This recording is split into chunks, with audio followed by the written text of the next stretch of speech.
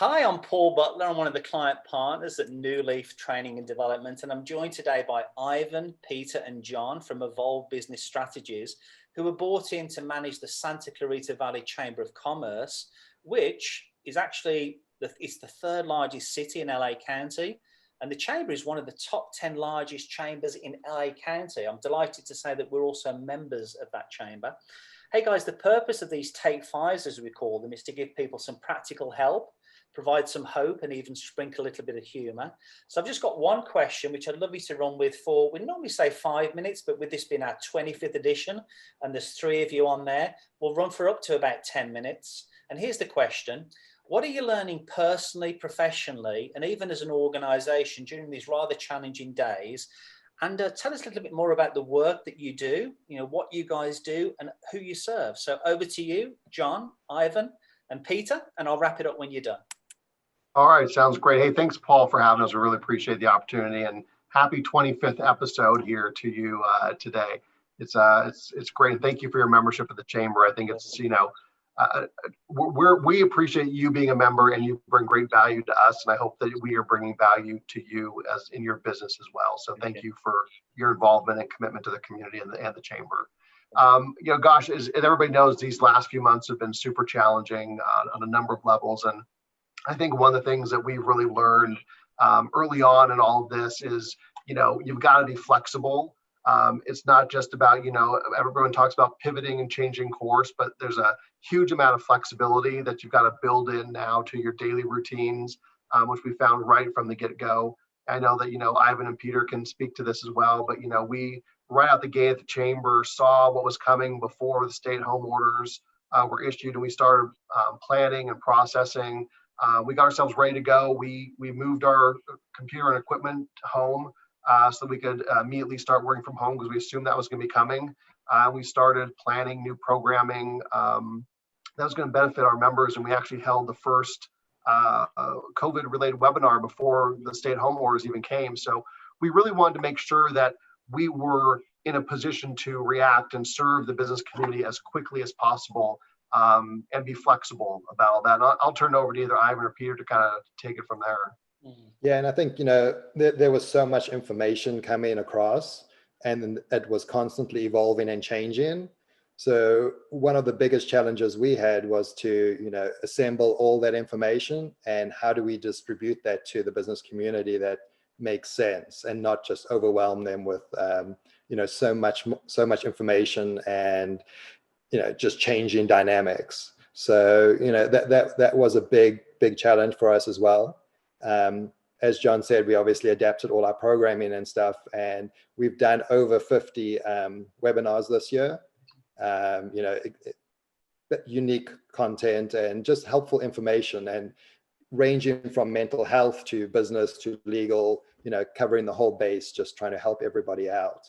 And the one big thing we did as well is we opened a membership to everybody during the pandemic. We understood, that this was a unique period of time and that everybody needed this service, and we were happy to provide the service to the entire business community.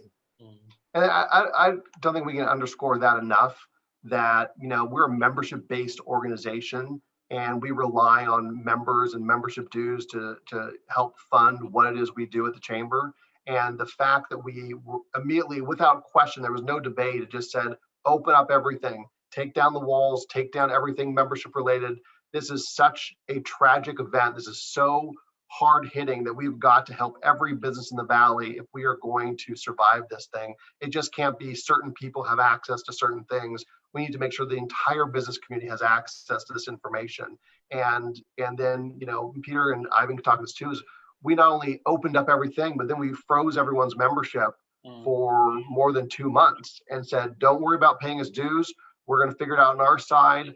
We've got to make sure our businesses get through this. And we wanted to do as much as we possibly could for the business community right from day one. On the webinar side of things, Paul, your company, did one webinar, for the community. I mean, we really needed to put pen to paper and really try to come up, we keep mentioning original content, but relevant content as well. We needed to see what the business community needed at that time. And I mean, just like Ivan mentioned, the first webinar that we did right when all this happened, I mean, I think we put that thing together in 12 hours, you know, and got county, city, health, legal, business, all of it all in one. And I think we had done it literally right before the stay-at-home order had happened. So on that side, it was, again, not just coming up with the original content, but relevant content itself. And then to what John and Ivan both mentioned, again, with the membership side of things, you know, till now, I think we also need to highlight that even till today, we're still offering certain webinars that we know are relevant to the community, relevant to business community, COVID related, what needs to happen for what businesses need to do. We still have those open, you know, open to the full business community.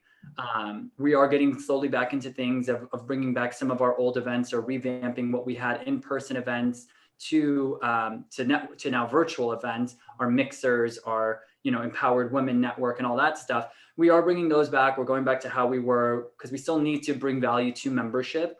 But we know with COVID, it's not going away anytime soon, and things just keep changing. On the flexibility thing, I mean, the three of us were working back and forth so much. You know, we were literally coming up with program ideas and concepts on the fly. We would hear some new piece of information coming and we'd say, hey, we should do this with that, and we can bring this member in or this person in to speak on it. And, you know, what's the right time? It's like we have 2 weeks. We thought we can get this information out in 2 weeks and plan and have everything nice and organized. It was literally, let's get this information, call this person, let's see if we can do it tomorrow at this time, or, you know, something. And it was just, everything was moving and shaping so quickly. And literally when we were, you know, we got some people saying, oh, you're putting out too many emails, we're getting too many emails from the chamber. But it was like, there was so much information that it was like drinking from a fire hose. And it was like taking all that information in and deciphering it down to what I call putting it in the martini glass for easy consumption by our business community.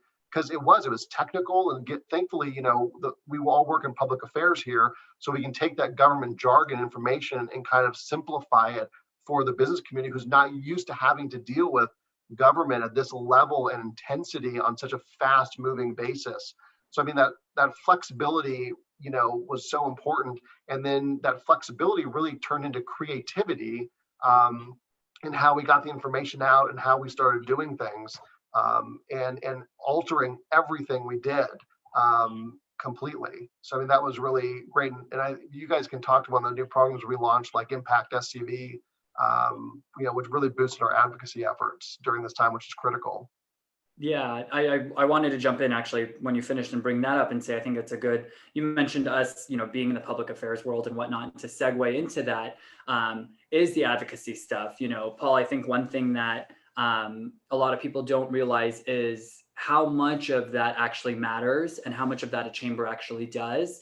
I think you get a small business, no matter the sector, I won't pick and choose any, but advocacy and what happens on the city, county, federal, state level, it affects every business. And I think now with COVID, businesses realize that. Nobody ever said I'm an essential or non-essential business. It was either I'm in this sector, that sector, private, public, nonprofit, whatever it may be. I don't think anybody thought you were going to be, you know, categorized as essential, non-essential. So as John mentioned, you know, we launched Impact SCV, and that's our, you know, big grassroots advocacy effort. I'm sure you've seen emails. People who watch this that are our chamber members have probably seen our emails. But we pretty much we find an initiative that the business community needs to stand behind, whether it's in, you know, to support or to oppose. And one of them specifically is wanting to reopen Santa Clarita. You know, we didn't know how or when and what to do, and businesses were lost. They looked to the chamber, and we went to our, you know, our public affairs. We put our public affairs hats on, and we looked at what was being proposed out there, what kind of legislation was out there or initiatives, and we pretty much spearheaded this reopening Santa Clarita. And we got, I don't know what the number was. 4,000 emails. Yeah, 4,000 emails to city and county. That was in, I think, 2 or 3 days as well. It was not an extended period of time. It was less than 48 hours. Yeah, you know, just jumping on what Peter was saying, that, you know, we work closely with the city and the county to get that variance for Santa Clarita, because we were just all lumped in the same place. And we were the impetus basically that helped, obviously, the city doing a huge amount of work with the county, but we were happy to be partnering with them on that front as well. And obviously the Impact SCV is a great tool that we've been using. And we also did the minimum wage, which we obviously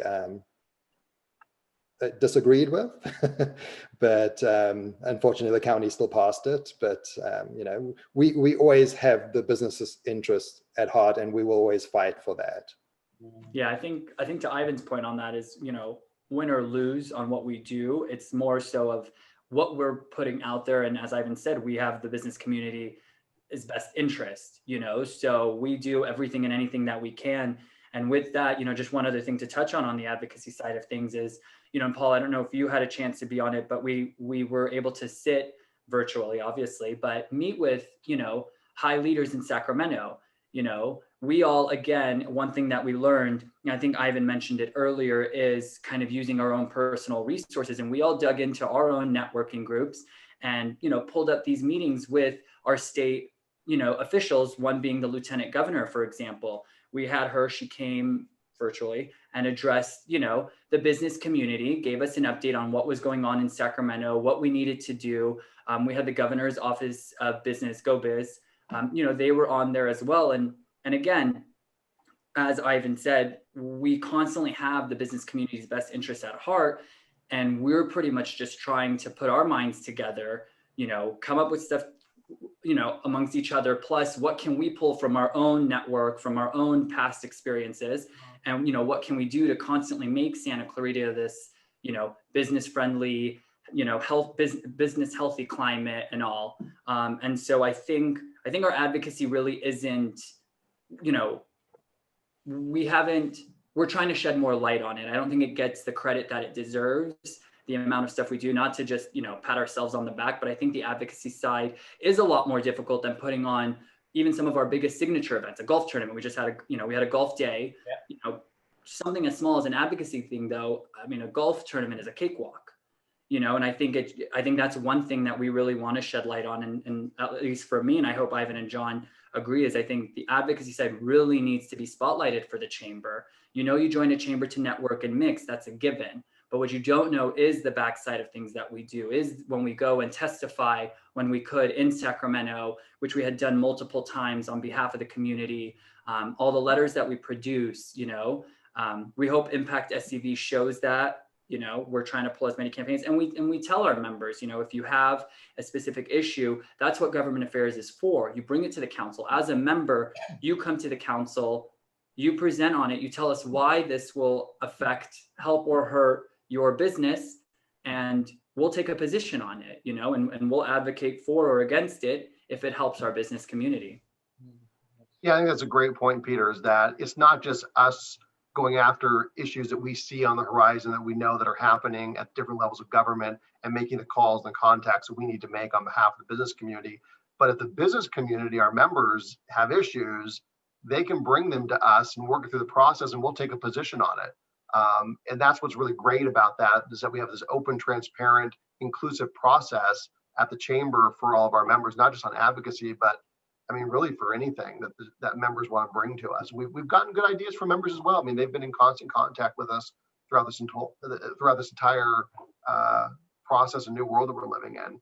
And I think maybe Ivan too, you know, we talk about the chamber and advocate, educate, connect. And I think we've talked a lot about advocacy and the education component, but you know, connecting people and what we're doing now to bring people together in the virtual world is really important as well.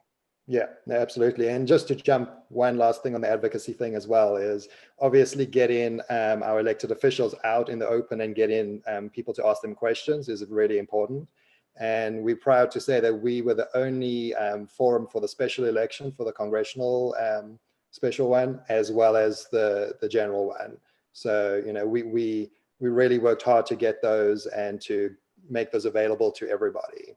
And just a side note that before you jump into the Connect, Ivan, is that, you know, we're a bipartisan, nonpartisan, we work with everybody organization to get what the business community needs done. And, you know, it was a testament that we were the only chamber, the only organization to pull off 2 forums for a highly partisan, highly contested congressional seat twice this year during a pandemic. And both sides trusted us to do a fair, equitable forum to talk about business issues. And I think that really speaks volumes to the quality of the work we do at the chamber. Yeah, And just again, those were questions that the business community submitted as well. So it wasn't just us coming up with our own questions. That's what everybody was wanting to know about. So yeah, just jumping on the connecting. Obviously, it's even more important now to be connected to other people, especially being disconnected. We were having a conversation, Paul, just before about feeling a little bit isolated, and we've created a format basically that allows you to still have that interaction in small groups and make new business connections and speak to people, and it just is something we feel that's important more now than ever before. Obviously, we'll transition that into in-person events when we can do, but for the foreseeable future, I think it's something that we encourage everybody to participate and enjoy and join in. And we've also made that free for our members, so it's included in your membership.